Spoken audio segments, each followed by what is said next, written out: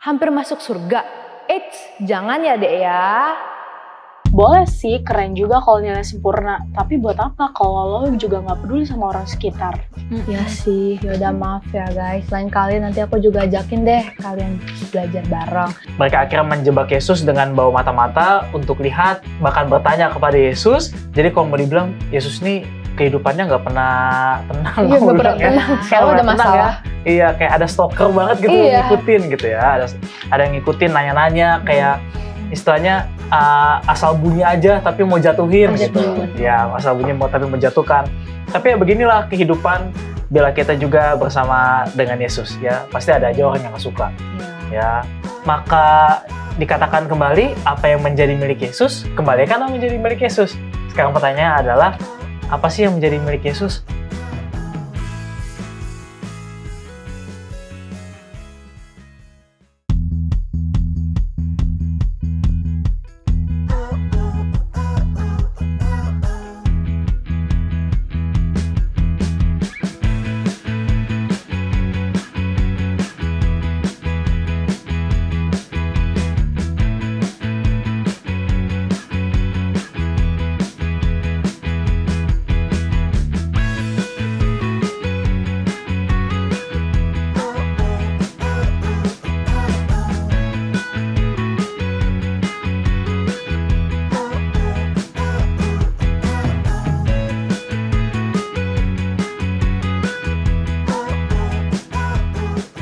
Nilai ujian Jerman gue dapat 100 dong, senggol dong. Ih, nilai sih bagus, tapi kalau diajak belajar bareng, Iya, boleh sih, keren juga kalau nilai sempurna. Tapi buat apa kalau lo juga nggak peduli sama orang sekitar?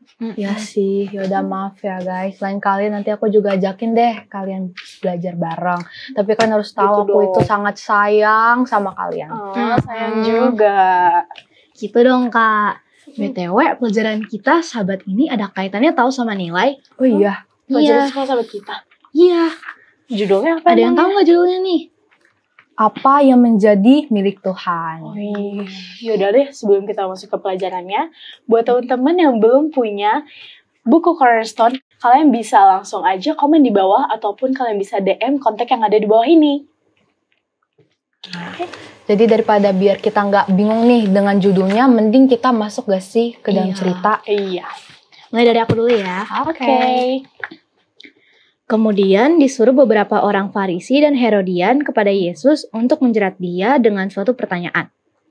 Orang-orang itu datang dan berkata kepadanya, "Guru, kami tahu engkau adalah seorang yang jujur, dan engkau tidak takut kepada siapapun juga. Sebab engkau tidak mencari muka, melainkan dengan jujur mengajar jalan Allah dengan segala kejujurannya. Apakah diperbolehkan membayar pajak kepada kaisar atau tidak? Haruskah kami membayar atau tidak?" Tetapi Yesus mengetahui kemunafikan mereka. Lalu berkata kepada mereka, "Mengapa kamu mencobai aku? Bawalah kemari suatu dinar supaya kulihat." Lalu mereka bawa. Maka ia bertanya kepada mereka, "Gambar dan tulisan siapakah ini?"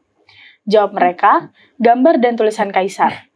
Lalu kata Yesus kepada mereka, "Berikanlah kepada kaisar apa yang wajib kamu berikan kepada kaisar, dan kepada Allah apa yang wajib kamu berikan kepada Allah." Mereka sangat heran dengar dia.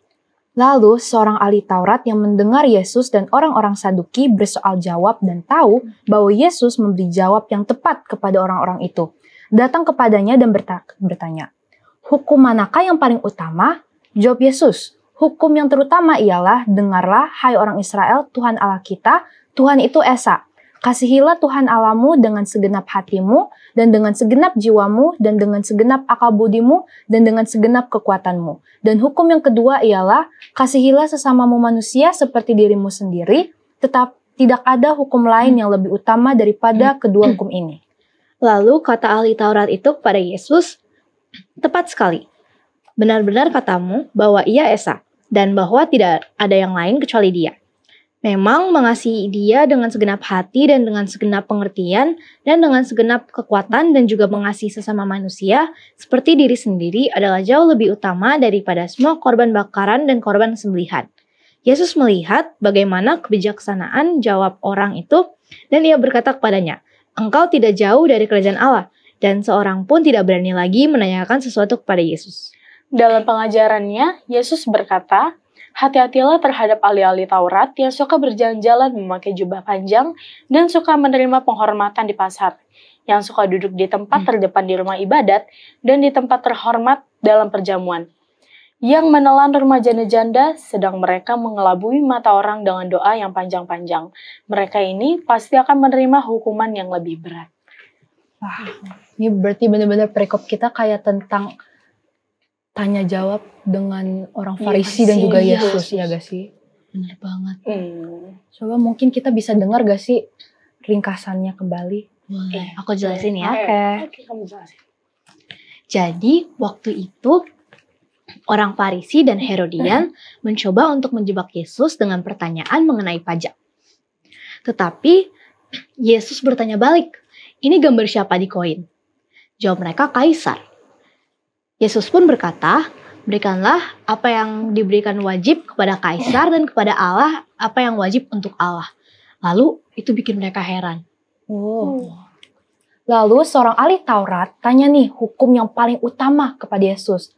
Terus jawab Yesus, kasihilah Tuhan dengan segenap hati, jiwa, akal budi, dan juga kekuatanmu. Dan kedua adalah kasihilah sesamamu seperti dirimu sendiri. Ahli Taurat ini setuju nih dengan apa yang Yesus bilang dan tidak jauh dari kerajaan Allah. Setelah itu, Yesus mengingatkan nih supaya hati-hati sama ahli Taurat yang suka pamer. Karena mereka itu cuma cari kehormatan, tapi aslinya dalamnya itu munafik. Mereka akan mendapat hukuman yang lebih berat lagi. Nah, agak seram dalam gitu ya. Cuman yaudah mungkin di sini emang banyak pelajaran yang bisa kita ambil. Coba dari pelajaran ini adakah kayak pendapat gimana nih setelah kita baca segmennya? Berarti kalau misalnya yang di luarnya itu kelihatannya suci, berarti belum tentu suci ya kayak. Malah Yesus yang sederhana ternyata itu adalah orang yang paling suci. Dia itu Mesias nggak sih? Iya kan? Iya, benar. Ya udah deh. Jadi mungkin setelah ini kita mendengar gak sih? Mendengar Profesor Connor dalam segmen Apakah Kamu Tahu? Apakah kamu tahu dari khotbah Martin Luther Jr. yang berjudul I Have a Dream? Dia menyampaikan khotbah itu pada tanggal 28 Agustus tahun 1963. Dia berkata, ada hal penting yang ingin kusampaikan kepada bangsaku yang sedang berdiri di ambang pintu menuju keadilan. Dalam perjalanan kita untuk mendapatkan tempat yang layak, kita tidak boleh melakukan hal-hal yang salah. Jangan sampai keinginan kita untuk bebas malah membuat kita dipenuhi oleh kebencian dan kepahitan. Kita harus terus berjuang dengan cara yang terhormat dan penuh kedisiplinan. Jangan biarkan protes kita yang baik berubah menjadi kekerasan. Berkali-kali kita harus menunjukkan bahwa kekuatan batin dan jiwa lebih hebat daripada kekuatan fisik. Nah, begitulah kira-kira yang dikatakan oleh Martin Luther. Jadi, ayo kita perjuangkan keadilan dengan cara yang damai dan bermartabat, bukan dengan kebencian ya.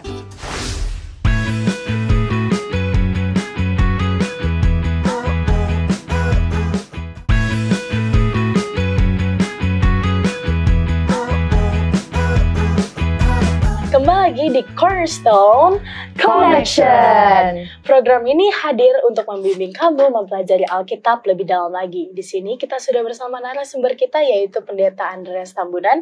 Halo, shalom Pak Pendeta. Halo, Pak Pen. Siapa lagi? Kita paling ke belakang. Kabarnya Pendeta? Baik. Puji Tuhan. Baik banget atau baik saja atau sangat baik. Sangat baik. Puji Tuhan. Jadi Pendeta kita sudah baca cerita dari sekolah sahabat kita yang judulnya adalah apa yang menjadi milik Tuhan. Okay. Mungkin Kak Samantha boleh membacakan ayat intinya. Jadi Pak Pen, ayat inti kita itu terdapat di Matius 22 ayat 37 sampai 40. Jawab Yesus kepadanya, kasihilah Tuhan Allahmu dengan segenap hatimu dan dengan segenap jiwamu dan dengan segenap akal budimu. Itulah hukum yang terutama dan yang pertama. Dan hukum yang kedua yang sama dengan itu ialah kasihilah sesamamu manusia seperti dirimu sendiri. Pada kedua hukum inilah tergantung seluruh hukum Taurat dan kitab para nabi. Pak Pen, tadi kan kita udah baca-baca nih.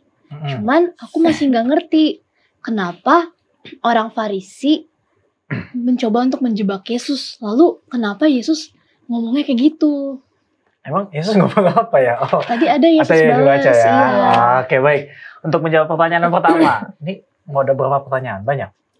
Wadidaw.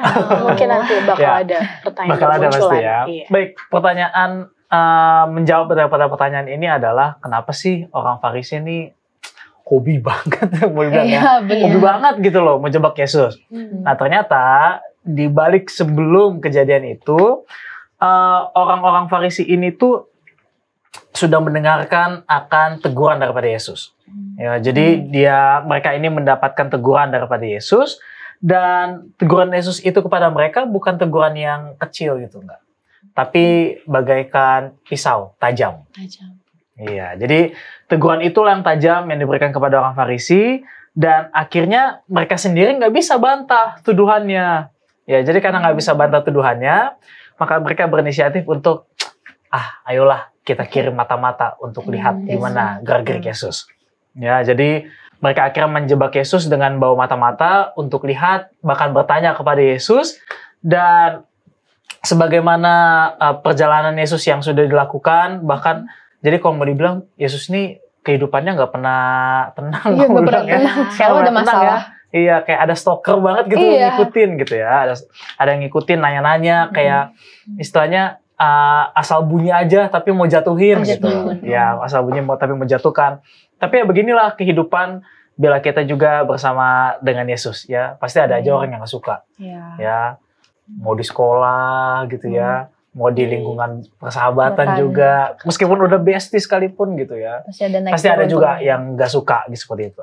Tapi apa sih reaksi daripada Yesus? Kan itu yang menjadi utamanya. Ya, apa sih reaksi daripada Yesus pada saat dia sendiri dijebak oleh orang-orang Farisi? Maka yang Yesus kutip, yang Yesus ambil untuk menjawab pertanyaan itu, ya maka jawabannya kan menjawabnya adalah apa tadi pendeta sampai lupa ya? Oh ya, jawabannya adalah kenapa engkau mencobai aku? Ya. Mengapa engkau mencobai aku? Ya kan agak aneh ya gitu ya, kayak loh, kok ini aku udah tahu ya, gitu ya, aku udah tahu ya, gitu ya, aku udah tahu. Ya, kan biasa kan kalau ditanya spontan, ya kan pasti bukan kagak, bisa kayak ya udah asal ngomong aja gitu loh, tanpa harus berpikir panjang. Nah, tapi inilah mengapa pada saat Yesus ditanya, Yesus tanya balik, bukan langsung pernyataan, tapi tanya balik. Mengapa engkau mau mencobai aku? Ya. Jadi sebenarnya di dalam ini pun juga Yesus memainkan psikologi manusia. Ya. Ternyata ini juga ada pelajarannya juga tentang psikologi ya, bahwa enggak semuanya pertanyaan dilontarkan kepada kita harus juga langsung dijawab secara spontan. Ya, tapi kita pun juga bisa menanyakan balik apa maksud dan tujuannya. Maka bukan hanya sampai situ, ya, karena di dalam pelajaran kita pun juga di pelajaran yang kedua ini yang menjelaskan bahwa ternyata Yesus pun juga katakan coba ambil 1 dinar, ya 1 dinar. Emang 1 dinar berharga gak sih? Biasa aja gitu, kayak kita contohnya pegang koin, apa koin sekarang ya? 500 atau 1000 gitu ya. Ya kita pegang, maka ditanya, emang gambarnya gambar siapa? Dibilang apa jawabannya? Kaisar. Ya, gitu. Jadi sebenarnya pertanyaannya yang dilontarkan adalah bagaimana Yesus ini supaya merasa bahwa tidak stabil dengan apa yang jawaban-jawaban sebelumnya. Kalau misalnya Yesus bisa serang mereka, berarti gue juga bisa serang Yesus dong, gitu. Jadi mereka nggak terima dengan kondisi bahwa mereka ini udah salah, benar-benar salah. Jadi kalau misalnya sudah keras kepala, batu, ya nggak mau tahu dikasih tahu, ya jadinya ya begitu. Ya mau mencelakakan orang lain, seperti itu. Oke. Kalau gitu, karena reaksi Yesus seperti itu, bagaimana jika 10 hukum didasarkan atas kasih? Apakah kasih itu seperti perasaan, tindakan, sikap, ataupun kombinasi dari ketiganya? Gimana sih jika itu dikaitkan dengan pelajaran kita tadi? Oke, baik. Pelajaran kita kan memang ada satu hal yang Yesus kasih kepada orang Farisi itu, ya, bahwa hukum yang pertama, Masih ingat kan nih? Jangan-jangan lupa semua nih. Tidak. Ya, pertama, Kasihlah Tuhan kasihlah segenap Tuhan Allahmu, ya. Lalu yang kedua adalah kasihlah sama manusia, ya. Jadi sebenarnya apa sih relate-nya? Apakah cuma hanya perasaan semata aja? Ya udah, kalau misal lagi mood baru baik gitu ya. Tapi ternyata enggak. Apa yang Yesus ajarkan kepada mereka bahwa apa yang dikembalikan kepada Tuhan, ya kembalikan untuk Tuhan. Jangan menjadi take credit untuk diri sendiri. Kadang-kadang suka pelayanan, ikut pelayanan, suka ya. Biasa kalau misalnya udah ikut pelayanan, udah selesai nyanyi atau selesai bawa lagu pujian, turun dari mimbar gitu ya. Keren banget gue. Gimana gue tadi? Langsung nanya pendapat teman-teman. Bagus gak sih? Bagus gak sih? Gitu ya. Bagus gak sih? Fals gak? Iya, fals gak? Ada yang ngik-ngik dikit gak contohnya gitu kan. Maka nyata hal tersebut pun juga sudah salah. Ya, karena apapun yang kita lakukan sudah dipersiapkan, maka semua itu digabung, baik itu dalam perasaan, tindakan, perilaku. Nah, semua itu menjadikan satu dalam pertanyaan tadi. Ya, jadi kalau pelayanan ya udahlah, lakukan semuanya dengan sepenuh hati gitu ya. Jangan setengah-setengah, jangan merasa bahwa kita yang paling oke, akhirnya orang lain kita hiraukan. Bahkan sepanjang khotbah bisa jadi kita cuma mikirin gimana kita tadi diulang-ulang nonton gitu kan. Jadi mungkin untuk menjawab seperti itu. Di sini aku baca nih Pak Pen. Di pelajaran kita dibilang, lalu kata Yesus kepada mereka, berikanlah kepada Kaisar apa yang wajib kamu berikan kepada Kaisar, dan kepada Allah apa yang wajib kamu berikan kepada Allah. Itu dari pernyataan ini apa ya yang bisa kita ambil Pak Pen? Iya. Jadi kayak seperti contohnya, umur kalian kan belum bayar pajak ya? Iya, belum pajak. Tahu Pendeta lupa nih ya, kalian masih remaja ya. Jadi kalau misalnya negara kita kan punya sistem untuk bayar pajak di negara kita. Maka kalau memang sistem negara kita adalah bayar pajak, bayarlah pajak sesuai dengan pajaknya masing-masing. Ya, maka dikatakan kembali apa yang menjadi milik Yesus, kembalikanlah menjadi milik Yesus. Sekarang pertanyaannya adalah, apa sih yang menjadi milik Yesus? Jiwa kita. Apalagi? Kalau misal pelajaran kita, kalau kita perhatikan, banyak orang bilang, yaudah kita kembalikan yang milik Yesus persepuluhan. Iya. Tapi ternyata bukan hanya itu saja. Pelajaran kita, bahkan di ayat intinya pun juga sudah menjawab akan pertanyaan kita. Ya, bahwa yang dikembalikan kepada Yesus itu adalah hati kita, jiwa kita, dan akal budi kita. Berarti yang dikembalikan kepada Yesus adalah diri kita sendiri. Wow. Ya. Jadi kalau misalnya kita pun juga nggak kita kembalikan kepada Yesus, ya, maka sebenarnya kita ini sedang melakukannya untuk siapa dong? Kan ini jadi buah pikir juga buat kita, anak-anak remaja Cornerstone dimanapun kita berada, bahwa ternyata apa yang kita ucapkan, apa yang kita lakukan, ternyata berpengaruh kepada siapa kita memberikan kehidupan kita. Kan tadi ditanyakan, kalau misalnya untuk Kaisar gitu ya. Maka apapun untuk Tuhan, ya udah balikin untuk Tuhan gitu. Jadi kalau bisa dikatakan sesuai dengan tujuannya masing-masing. Mungkin itu jawab. Gimana? Udah pada ngerti gak? Udah. Terlebih aku juga sangat terberkati. Amin. Jawaban aku sudah terjawab. Terima kasih Pak Pen. Terima kasih pendeta. Pertanyaan yang sudah diberikan. Dan di sini kita ingin mendengar nih pendapat dari teman-teman kita. Di segmen Apa Pendapatmu?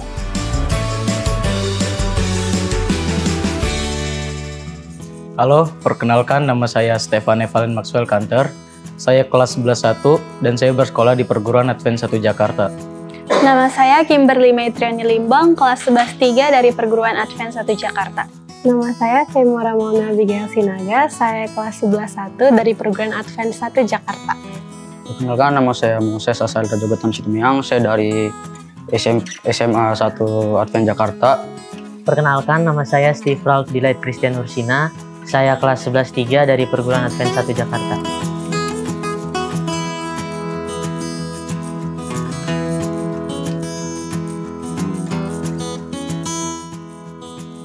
Menurut saya, tidak jujur itu nggak baik, jadi kita harus selalu jujur.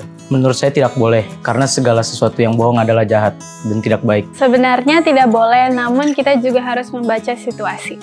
Nggak boleh, karena Kalau nggak jujur itu sama aja kan berdosa. Nggak boleh. Kenapa? Karena itu sama aja bohong dan tidak benar.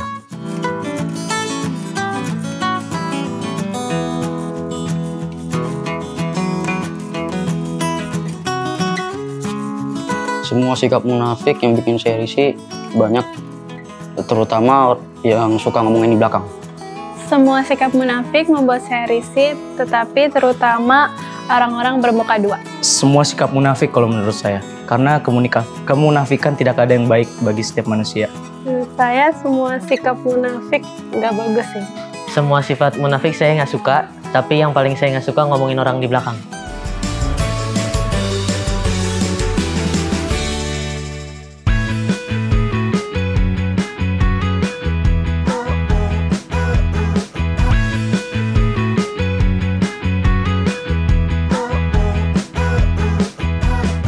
Kembali lagi di Cornerstone Connection. Tadi kan kita sudah dengar pendapat teman-teman kita. Gimana kalau kita juga kasih pendapat kita masing-masing? Boleh. Tadi tuh pertanyaan pertamanya apa sih? Boleh nggak sih kalau kita tuh nggak jujur tapi buat kebaikan? Iya gitu. Kayak biar nggak ribet gitu ya. Iya. Kalau aku sih orangnya nggak mau ribet ya. Jadi ya daripada kita terlalu banyak ribut, mendingan aku bohong. Kalau gitu. kamu? Kalau aku sih mencoba untuk nggak bohong ya. Berarti kamu anaknya menjauhi. jujur banget ya. Kalau Kak Samantha, Mungkin apa ya, sikap munafik yang paling bikin aku risih. Mungkin kalau misalnya ada temen nih ngobrol sama aku, dia tuh baik sama aku, di depan itu kayak nanyain kabar, tapi tiba-tiba di belakang ngomongin aku. Itu bukan bener-bener dua kalau misalnya berarti ya. ketahuan aku pasti risih banget sih. Marah ya. Kalau pendeta gimana? Tapi risih nggak di Smackdown kan? Ya enggak dong. Ya. Kalau pendeta, hal yang bikin buat risih tuh kalau orangnya bilang baik tapi sebenarnya nggak baik. Itu risih buat pendeta, karena pendeta kan khawatir gitu ya sama mereka. Jadi itu sih kayaknya yang buat risih ya. Yang membuat risih banget. Betul, buat risih. Pak Pendeta, tadi kan kita udah ngebahas ya, tadi udah juga jawab-jawab pertanyaan, pendapat teman-teman. Pendeta boleh kasih kesimpulan nggak untuk pelajaran kita ya? Boleh banget. Oke. Menjadi kesimpulan kita di pelajaran yang kedua dengan judul besarnya adalah apa yang menjadi milik Tuhan. Menjadi satu cerita kesimpulan bagi kita bahwa ternyata untuk mengembalikan apa yang menjadi milik Tuhan adalah satu kewajiban bagi kita. Bukan satu kepaksaan, bukan satu karena kita membalas budi, tidak. Tapi karena Tuhan terlebih dahulu telah memberkati kita. Maka apa yang dilakukan oleh orang-orang Farisi yang menjebak Yesus adalah salah satu cara bahwa mereka tidak terima dengan keadaan bahwa mereka itu salah karena perbuatan mereka. Jadi teman-teman Cornerstone dimanapun kita berada, apabila kita merasa tertegur dari firman Tuhan di pelajaran yang kedua ini, ataupun kita mendapatkan satu masukan dari teman-teman kita, jangan langsung marah. Justru hal tersebut bisa saja menjadi satu masukan bagi kita, terlebih khusus dalam meningkatkan kualitas rohani kita. Ya, karena siapa tahu dengan adanya hal seperti itu, ataupun dalam lingkungan kita, bisa saja ada orang yang gak senang sama kita kalau kita menjadi lebih baik. Ya, karena bisa saja ada juga di lingkungan kita yang gak suka kalau kita semakin baik, akhirnya semakin banyak berkatnya. Ya, tapi tetaplah semangat dalam menjalani kehidupan bersama dengan Yesus, karena pendeta yakin dan percaya bahwa akan banyak berkat yang menanti kita jika kita tetap mengembalikan apa yang menjadi milik Tuhan, yaitu jiwa, pikiran, dan semua yang kita lakukan dalam kehidupan kita. Pendeta boleh doain kita sama teman-teman karena sudah mempelajari pelajaran ini. Oke, boleh. Kita bersatu dalam doa. Tuhan Allah Bapa kami yang bertata dalam kerajaan surga, terpujilah nama Tuhan.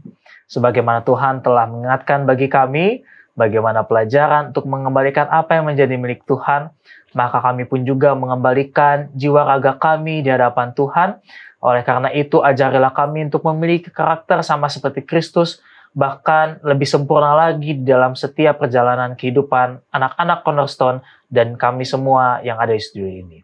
Ya Tuhan, Kiranya Engkau memberkati baik dalam segala pendidikan, pertemanan, sehingga apapun yang kami lakukan hanya menjadi kepujian bagi nama Tuhan. Inilah doa kami Bapa, kami alaskan doa ini di dalam nama Tuhan Yesus kami berdoa. Amin.